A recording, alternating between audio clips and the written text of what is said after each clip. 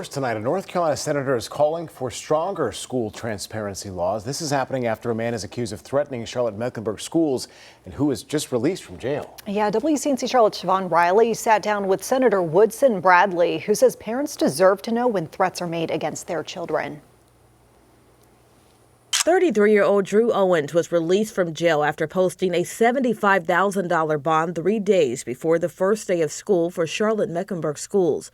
Owens is accused of threatening to shoot up several CMS schools in February of last year. I cannot describe to you the panic that instantly sets in, the hopelessness, and then the terror of my child is in danger. Senator Woodson Bradley, who represents Mecklenburg County, says parents have been reaching out to her nonstop after learning Owens was released on bond.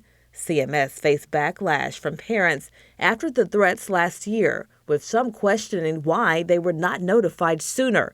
At the time, Superintendent Dr. Crystal Hill apologized. That person really either needs to be getting the professional help they deserve, but also not be walking free on the streets. The issue is personal for Bradley. In fall of 2023, her son and daughter were barricaded inside their classrooms at Ardrey High School after what they thought was an active shooter threat. It was later determined to be a hoax. Fast forward a year and a half to 2025, I get sworn in. I write the Safe Schools Transparency Act as a result of that experience in 23. And then a few weeks after it dropped, there was a threat, and none of the parents were notified until they saw it that evening on the news. And then CMS decided to notify us the following day. Bradley's bill would require school districts to notify parents when threats like the one Owens is accused of making are reported.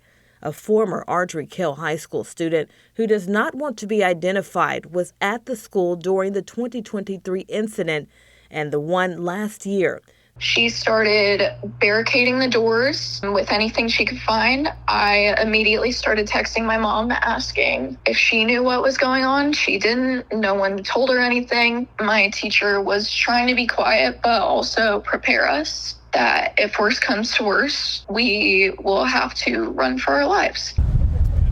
The Safe Schools Transparency Act passed its first reading in the Senate, but did not advance after being referred to Senate committees.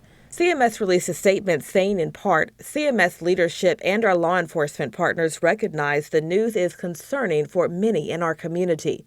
The individual has been banned from all CMS properties, and any violation of the ban will result in immediate law enforcement action. In Charlotte, Siobhan Riley, WCNC Charlotte.